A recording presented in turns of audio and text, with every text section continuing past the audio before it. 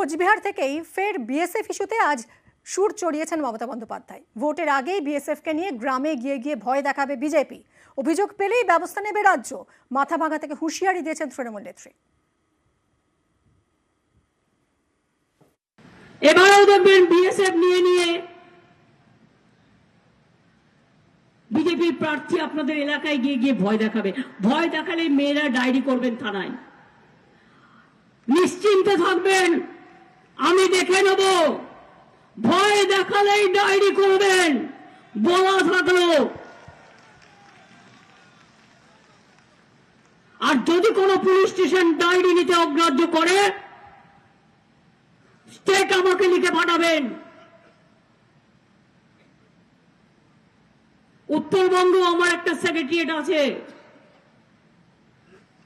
Complain যে কোনো সময় যে কোনো কারো থ্রুতে নেওয়া যেতে পারে। বাংলায় কোনো জোট নয়, জোট হয়েছে দিল্লিতে। রাজ্যে বিজেপি, কংগ্রেস, বামেদের বিরুদ্ধে একলা লড়ছে তৃণমূল। কোচবিহারের সভা থেকে আজ ফের সরব মমতা। ইন্ডিয়ান অ্যালায়েন্সের নাম আমার দেয়া।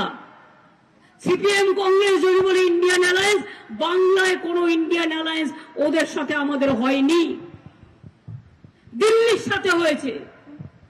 ওটার নামও আমার দেয়া, করে দেও আমার। তাই ওই ভাওতাবাজিকে প্রশ্রয় দেবেন না।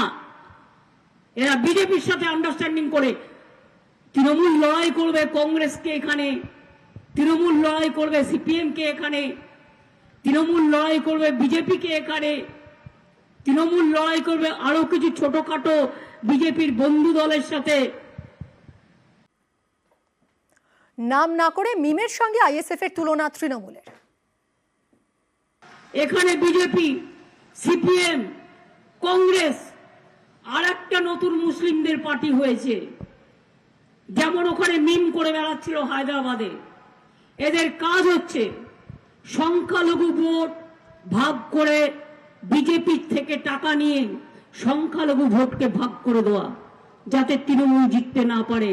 আমি হাত জোর করে আবেদন করব, আপনারা এখানে শান্তিতে আছেন, আপনাদের নিরাপত্তা দেওয়ার দায়িত্ব আমাদের সকলের, আমাদের প্রশাসনের। কেউ নিজেকে ওই চক্রান্তে দয়া করে জড়াবেন না।